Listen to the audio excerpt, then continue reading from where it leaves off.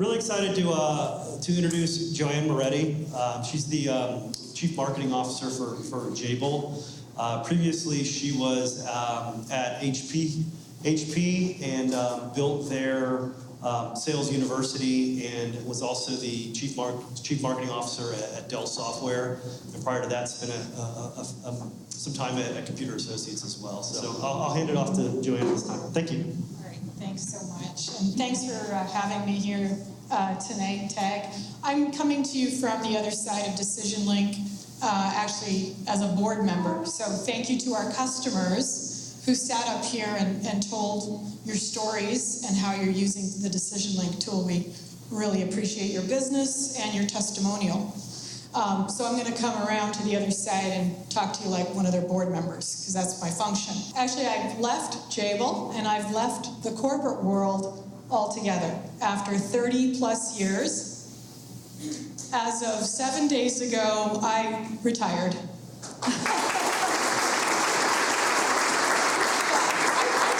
I did a few things in the last few months. One of them was to become a U.S. citizen, because I'm originally from Canada. The right thing. I did my civic responsibilities. But yeah, so I'm going to do a little consulting, and that's my little consulting company name, but really focused on these board seats, gyms, and a couple of others. And I'm really excited to take 30 plus years of sales, marketing, and product management, combine it all together, and help Jim's company move the company forward. And I'm coming at you from a kind of a different lens or vector. A lot of people in marketing come from agencies, right? They're up there at Ogilvy's and they're designing branding strategies and all this kind of cool touchy-feely and ads and stuff like that. I'm a real sales, product, and marketing person. I came from the customer side, and so I come at it differently than your typical marketer comes at it. Okay, I get the customer needs. So first of all, I'm going to show you an infographic with my background, but what I want to tell you is this presentation is about helping you with some tools. So take notes or ask me for the presentation later and I'll give it to you. I'm going to give you my 30 years of stuff here, some of my favorite value selling stuff, and breaking through what I call the glass ceiling. So who am I? So I always start with my family. I'm a Canadian-U.S. person, started up in Canada, lived up there for 40 plus years with my family. Go around that curve there. I went to CDI College up in Toronto. My daughter went to the UT Austin for undergrad.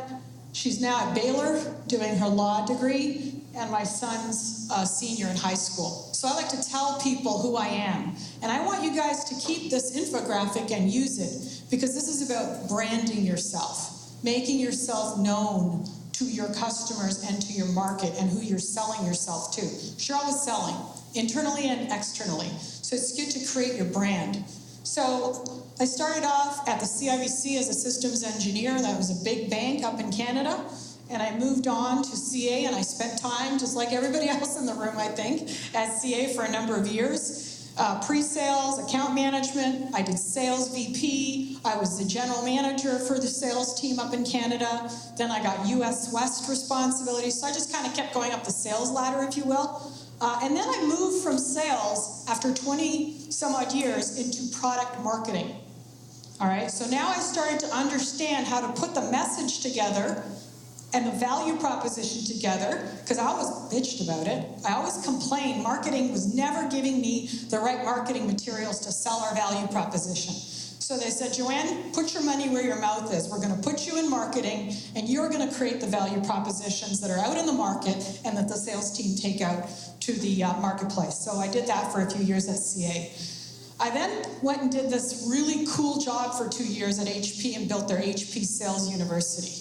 So I took all that 20 plus years of work that I did at CA, wrapped it up, and put it into a curriculum, and actually worked with Charlie Thaxton. Is Charlie still here? There you are. And he helped me at the HP Sales University, does a lot of curriculum design. And that was all about value selling, and we didn't have DecisionLink back then, but I wish we did. I really wish we did, because we did it manually, like Bob was talking about. went to Dell, and my last gig of my career in corporate life was at Jabil. Now, this is where things got interesting. These guys were really good at selling to procurement. Too good, in fact. I called them, being stuck in procurement jail. They were literally stuck in procurement jail. They weren't allowed to go and sell anywhere else in the organization. Even though we had a lot of value to offer customers, we were selling on price. Because what did Jabil do? Jabil makes circuit boards. Jabil makes the back of smartphones. We do 200,000 smartphones a day for a big, big smartphone company, right? We build those in China, got 180,000 people in the workforce building stuff for other companies. But we were always negotiated down to the ground. So I took all that value-based selling and a lot of the stuff that Decision Link is talking about and taught Jabil how to sell value. I started in 2014, and we were a $15 billion company. I left on October 31st, and we're a $22 billion company because we learned how to sell value. Supply chain management solutions, so people could track their supply chain and understand where all their parts were at any given time. Manufacturing, engineering. We went beyond just printing circuit boards for companies and building entire integrated solutions. And that took a whole transformation of the company. We moved from a contract manufacturer to a solution company in 4.5 years. And we had to teach people that sales motion. They weren't used to that. They were afraid of that. They were like, I can't go talk to a business guy. I'm going to get shot by procurement. No, you're not. Not if you sell value. And I'm going to show you the trick that did it. I'm going to show you the tool that did it in a second. All right, so here we go in my own little consulting company as of November 1st. So that's my career path. So this is for you. Take this tool and show people what your career path was so you can demonstrate to them why you bring value to them. It's a great tool to introduce yourself. All right, the next thing is some of the board things and other work that I've done. Decision Link being one of them. My social network, right? And I talk about, who I connect with and the influencers and influence the influencer strategy. I use that a lot. My personal mission, my professional mission is empower sales. My personal mission is to empower women. I give them the same presentation, except there's 10 tips. I'm only going to give you 5. All right? And then I show them some of the awards and recognition. So use this tool, this template, to build out your value proposition as an individual because you bring value to your customers. Your knowledge, your experience, what you've done, who you've helped. You helped one customer this way, you can help this customer maybe in a similar fashion. Capture your personal value on your personal infographic and use it as your calling card. Okay? So that's tool number 1. So build and grow your personal brand. Right? What is a brand? Let's talk about that first and foremost. So we talked about your personal brand, but in terms of your company brand, what your brand is not, is it's not a logo. That's not your brand. It's not the colors, it's not the fonts or how cool your slide looks or how your advertising looks in the magazine. Your brand, your company's brand, is the promise that they make and the promise that they keep. The more you make promises and keep them, the more you build equity into your company's brand. The more equity you build into your company's brand, the stronger your company becomes. And it's more recognizable. So the brand is not fonts and colors and pretty commercials and cool this and cool that. It's about you in the field selling and delivering value and keeping your promises. And that's how you build trust and credibility and grow your company's brand as well as your own. So it's a promise of value. Promises made, promises kept. Net, as an individual working for your company, have certain standards, have certain service levels, get back to people while you're still driving, back to the office from the meeting. Get things done as your follow-ups, right? Prove to them that you're always providing value, you're following up, and they're the center of your universe. Make every customer feel like they're the center of your universe, right? And again, build that personal brand and that personal infographic to help you as well. So your brand, your company's brand, and what it is and what it isn't. Build yourself a personal network and build yourself a personal board of directors. Everybody says, oh, get a mentor. Yeah, get a mentor. That's really important. Don't have just one, though. Have many, especially inside your customer accounts. They say find a coach, find a mentor. Absolutely. Find out who's going to help you in that account. Who's going to help you do the selling? Because you got to get into places that aren't easy to get into. So if you find advocates inside your account, great. Find multiple advocates. Don't just say, oh, I've got this great relationship with this customer. Yeah, it's one guy. And if that guy goes away or changes jobs or whatever, you're toast. Find multiple contacts in different parts of the organization. A lot of you sell to IT. Get outside of IT. Start to learn about the business structure, the business people, and how they create value for their customers and what's important in their strategies. So build yourself a personal board of directors. And how can you help them as well as how can they help you, right? It's a two-way street. So find out what's important to them and help them. Right? Synthesize the things that you hear from this board of directors and then act. Right? Get different perspectives, then make up your own mind. That's why I like to have a board of directors instead of just one mentor. Right? Because then you get different perspectives. You ultimately do what you say you're going to do, but it's good to get all the data points from different people.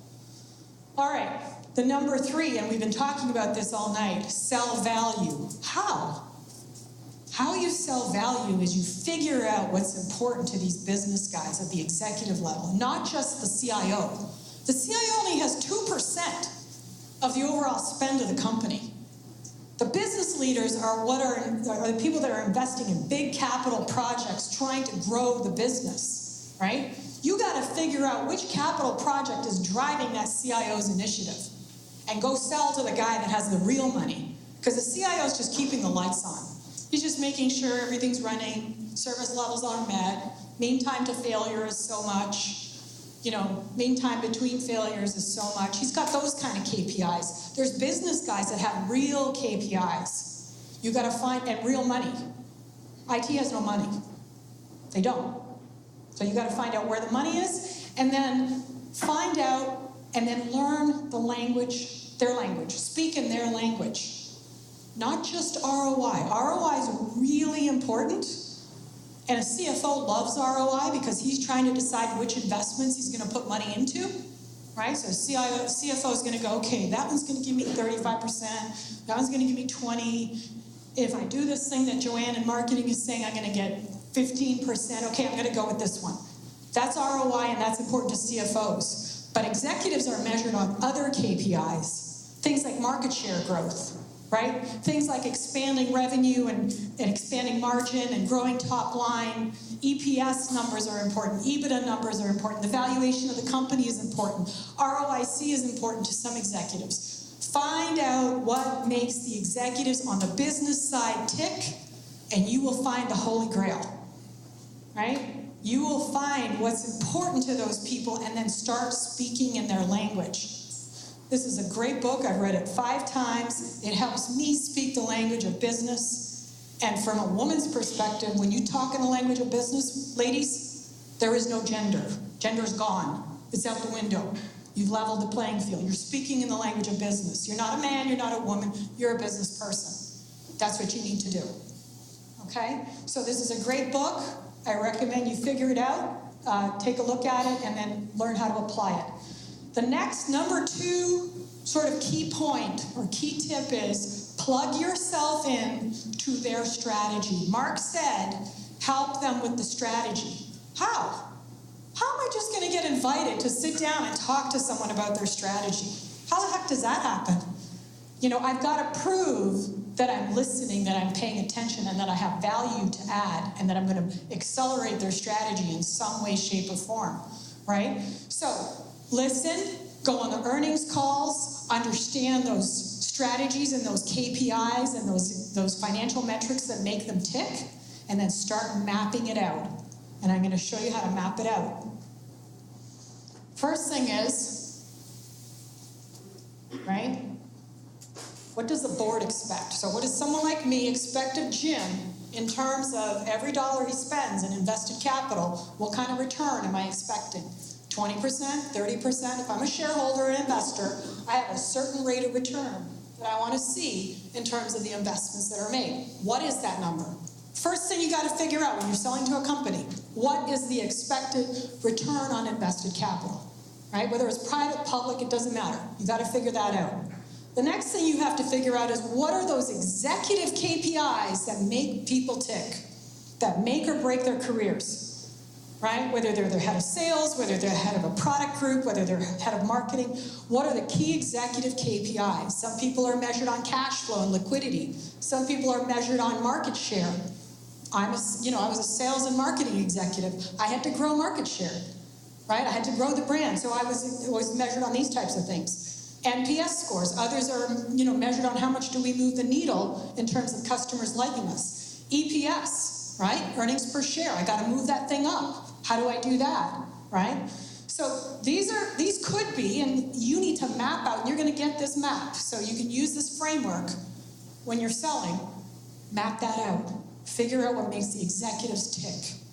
Then figure out, by listening to earnings calls and such, what are the key strategies that they're going to implement to drive cost, capital, or revenue to drive these KPIs? So the next thing you got to do is, what are their executive or strategic initiatives? Map that out. And you can find that in annual reports. You can listen to earnings calls. You can go to town hall meetings. You can figure it out. You can talk to people, okay? The next thing is, once you understand and you validated this hypothesis with a couple of people, is this right? I'm not sure. Did I do this right? Did I capture this thing right? It's just a guess on my part. An engagement will start.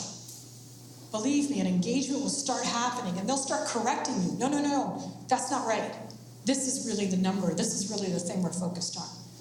Oh, and this isn't right here. Move that over. So you start an engagement with the customer, all right? And then what are kind of the functional KPIs, right? What do the teams have to do from sales and marketing, maybe IT and security, line of business leaders? So you start mapping out what are the key drivers to make those strategies move forward, and what is standing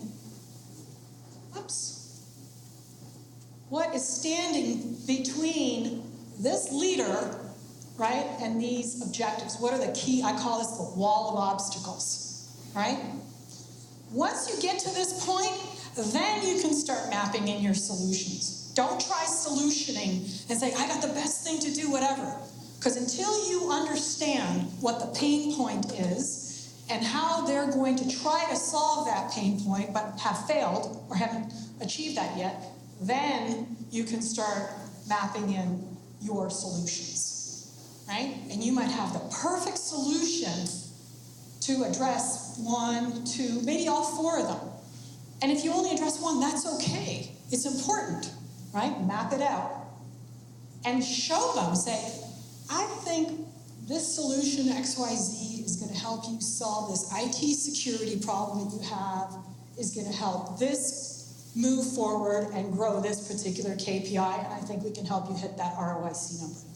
You're creating a breadcrumb trail, right? Now, what the cool thing about Jim's Decision Link tools is it can help you quantify these pieces in here, right?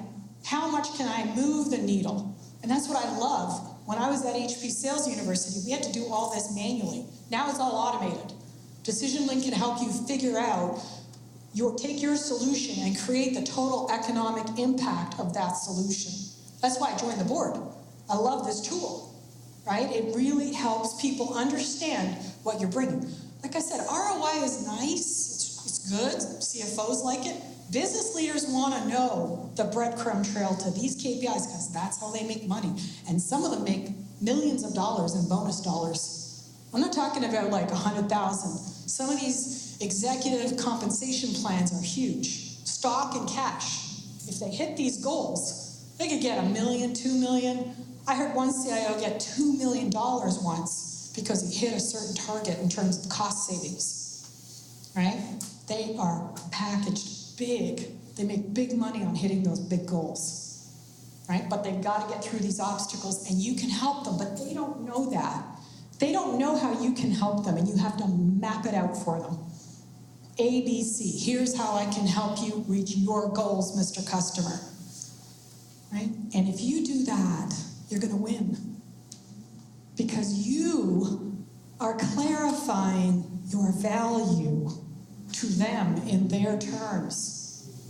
This is the holy grail. This is what helped us grow, not in the millions, in the billions. Right? This is how we transform the whole sales force. At HP, we started doing it at Dell, we started doing this at Jabil, and it's helped them speak differently, get the meetings, knock the other guy out of the way before they were even aware of what was going on.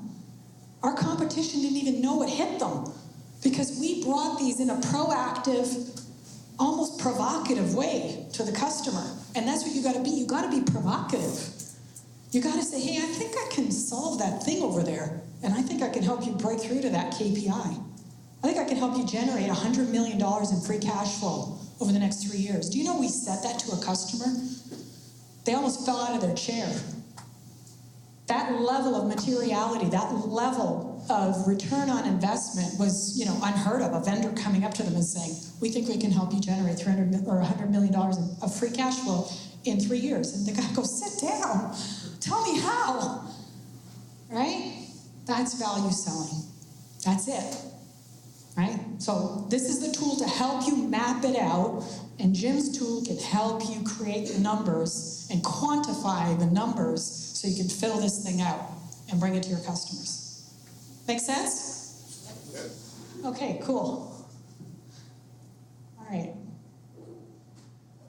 The other thing is, as a leader, I have one more tip, and I love this guy. He coached me. I've had 4 coaches in my 30 plus. I won't tell you how many the plus is. I've had 4 coaches in my 30 plus years, but I love this guy the best, and he turned out to be my neighbor.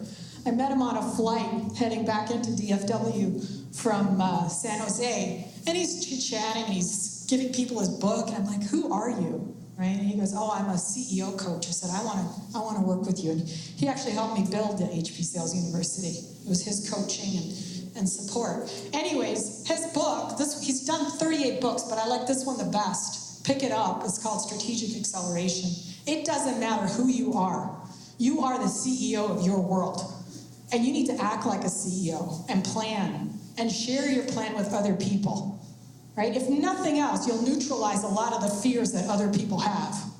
Women have a problem with this. Women are like, oh, who's that? What's she going to do? Is she going to take my job? Right? Share your plan. It neutralizes everything. Right? Then the fear goes right down and people start to open up. So he talks about be clear, be focused, and ruthless about prioritizing on 3 or 4 things. And then as leaders, remove the obstacles. So if you're sales leaders or business leaders, get the obstacles out of the way so your people can sell. I added my couple of things to that. Brand your plan, give it a vision, give it a branding, right? Communicate it to people, and then measure it. Measure everything you do. And I have a whole other bunch of templates that I share with people when I'm coaching them on measuring, but measure everything you do and speak in the language of business so your executives understand how awesome you are, right? And talk to them about, hey, I just generated, 1% of your overall top line last quarter. Did you know that, Mr. CEO? Talk to them. Tell them what you do. But when you tell people what you do in your company, quantify it in the terms they understand. So value-based selling is good for talking to customers. It's good for talking internally as well. You start to rise up above the rest. You start to clarify your value to the internal organization. But anyways, he's great. Pick up the book. Really helps you create strategic acceleration for yourself and for your company. So those are my 5 tips around branding and branding yourself and having a focus around connecting to the value, around leveraging mentors, reading some books that'll help you through this. If you're not an MBA, I think, even if you are, get that book. It's really good, The Financial Intelligence. And that's kind of a couple of the little nuggets that I used in my career. I'm really, just so blessed and feel so happy now to have met my goal and said, okay, I'm done with corporate life. Now I'm going to do my own little thing the rest of my time. So that's it. Those are tips.